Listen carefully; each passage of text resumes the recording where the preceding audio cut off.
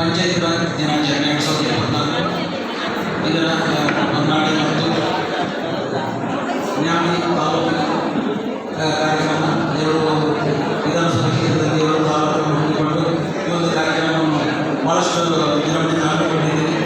ಏನು ಆಯಾ ಪಂಚಾಯತ್ ನಾವು ಯಾವ್ಯಾವ ಸಾಧನೆ ಮಾಡಿದ್ದಾರೆ ಆ ಸಾಧನೆಗೆ ಪುರಸ್ಕಾರ ಪಂಚಾಯತ್ ಅಭಿವೃದ್ಧಿ ಅಧಿಕಾರಿಗಳು, ಪಂಚಾಯತ್ ಕಾರ್ಯದರ್ಶಿಗಳು ಮತ್ತು ಸಿಬ್ಬಂದಿ ವರ್ಗಗಳಿಗೆ ಈ ರೀತಿ ಒಂದು ವೇದಿಕೆಯಲ್ಲಿ ಅವರನ್ನು ಗೌರವಿಸಿದಾಗ ಇನ್ನಷ್ಟು ಅಭಿವೃದ್ಧಿ ಕೆಲಸಗಳು ಮಾಡಲಿಕ್ಕೆ ಅವರಿಗೆ ಪ್ರೋತ್ಸಾಹ ಕೊಟ್ಟಂತಾಗ್ತದೆ.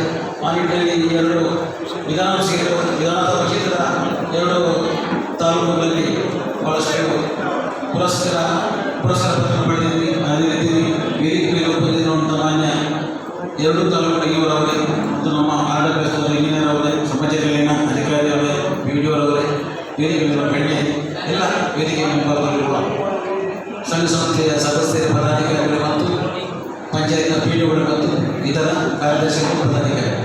ಇವತ್ತೊಂದು ಈ ಕಾರ್ಯಕ್ರಮ ಭಾಳಷ್ಟು ಮಾನ್ಯ CO ಸರ್ ಭಾಳಷ್ಟು ವಿಜೃಂಭಣೆಯಿಂದ ನಡೆದಿದೆ ಎಂದು ನಾನು ಭಾವಿಸ್ತೇನೆ. ಆ ನಿಟ್ಟಿನಲ್ಲಿ ಮುಂದೆ ಕೂಡ ತಾವುಗಳು ಹೆಚ್ಚಿನ ಪ್ರಗತಿಯನ್ನು ಸಾಧಿಸುವ ಮುಖಾಂತರ ಇನ್ನಷ್ಟು ಪುರಸ್ಕಾರವನ್ನು ಪಡೆಯುವಂತಾಗಬೇಕು. ಅದರ ಜೊತೆಗೆ ನಾವೀಗ ದಾವಣಗೆರೆ 2024ರ ಲೋಕಸಭಾ ಚುನಾವಣೆಯಲ್ಲಿ ಕೂಡ ಪಾಲ್ಗೊಂಡಿದ್ದೇವೆ. ನೀವು ಕೂಡ ನಾವು ಸೇರಿಕೊಂಡು ಚುನಾವಣೆಯನ್ನು ಭಾಳ ಯಶಸ್ವಿಯಾಗಿ ಮಾಡ್ತಾ ಇದ್ದೇವೆ. ಇನ್ನೂ ಚುನಾವಣೆಯ ಕೊನೆಯ ಹಂತದಲ್ಲಿದ್ದೇವೆ. ಇಲ್ಲಿ ಈಗ ಸ್ವೀಪ್ ಕಾರ್ಯಕ್ರಮವನ್ನು ಕೂಡ ತಾವುಗಳು ನಮ್ಮ ಮಾನ್ಯ ಎರಡು ಇವರವರು ಮತ್ತು ನಮ್ಮೆಲ್ಲ ಅಧಿಕಾರಿ ಮಿತ್ರರುಗಳು ಎಲ್ಲ ಸೇರಿಕೊಂಡು ಭಾಳಷ್ಟು ಉತ್ತಮ ರೀತಿಯಲ್ಲಿ ಸ್ವೀಪ್ ಕಾರ್ಯಕ್ರಮಗಳನ್ನು ನಾವು ಹಮ್ಮಿಕೊಂಡಿದ್ದೇವೆ. ಭಾಳಷ್ಟು ತುಂಬ ಸ್ವೀಪ್ ಕಾರ್ಯಕ್ರಮಗಳಲ್ಲಿ ನಾನು ಕೂಡ ಪಾಲ್ಗೊಂಡಿದ್ದೇನೆ. ಆ ನಿಟ್ಟಿನಲ್ಲಿ ಎಲ್ಲರೂ ಪ್ರತಿಯೊಬ್ಬ ಪ್ರಜಾಪ್ರಭುತ್ವ ವ್ಯವಸ್ಥೆಯಲ್ಲಿ ಮತದಾನ ಅಂತ ಹೇಳುವಂಥದ್ದು ಪ್ರಮುಖ ಅಸ್ತ್ರ.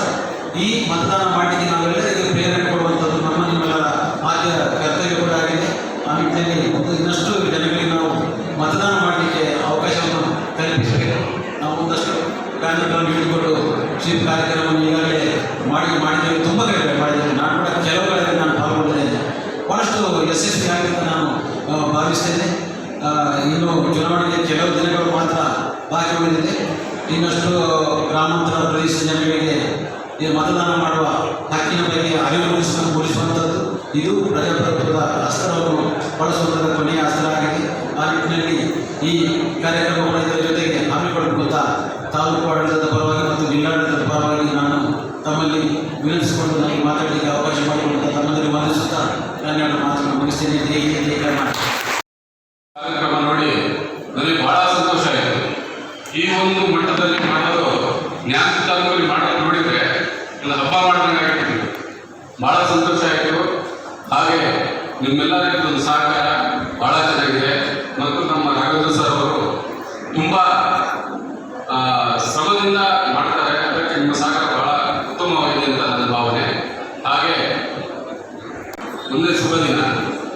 ಸ್ವೀಪ್ ಕಾರ್ಯಕ್ರಮ ಬೇರೆ ತಾಲೂಕಲ್ಲಿ ಈ ಮಟ್ಟಿಗೆ ಮಾಡಿದರೆ ನಮ್ಗೆ ಗೊತ್ತಿಲ್ಲ. ನಾನು ನೋಡಿದರೆ ಒಂದು ಜ್ಞಾನ ತಾಲೂಕು ಹುಡುಗಿಗಳಲ್ಲಿ ಭಾಳ ಸುಂದರವಾಗಿ ಮಾಡಿದ್ದೀರಿ. ಭಾಳ ಮೆಚ್ಚಿಗೆ. ಹಾಗೆ ಒಂದು ಪಂಚಾಯತ್ ದಿನಾಚರಣೆಯ ಶುಭ ಕೋರುತ್ತಾ ನನ್ನ ಮಾತನ್ನು ಮುಗಿಸ್ತೀನಿ. ವೇದಿಕೆ ಮೇಲೆ ಆಸೀನರ ಗಣ್ಯಮಾನ್ಯರೇ ಮತ್ತು ಎಲ್ಲ ಪಂಚಾಯತ್ ಅಭಿವೃದ್ಧಿ ಅಧಿಕಾರಿಗಳೇ ಮತ್ತು ಸಿಬ್ಬಂದಿಯವರೇ, ಈ ದಿನ ತಾಲೂಕು ಪಂಚಾಯತಿ ವತಿಯಿಂದ ಪಂಚಾಯತ್ ರಾಜ್ ದಿನಾಚರಣೆ ಅಂತಂತ ಭಾಳ ಸುಂದರವಾಗಿ ಎಲ್ಲ ಗಂಡ್ಮಕ್ಳೆಲ್ಲ ವೈಟ್ ಅಲ್ಲಿ ಹೆಣ್ಮಕ್ಳೆಲ್ಲ ಸ್ಯಾರಿಯಲ್ಲಿ ಮಿಂಚುತ್ತಾ ಇದ್ದೀವಿ. ಭಾಳ ಅದ್ದೂರಿಯಾದ ಕಾರ್ಯಕ್ರಮ.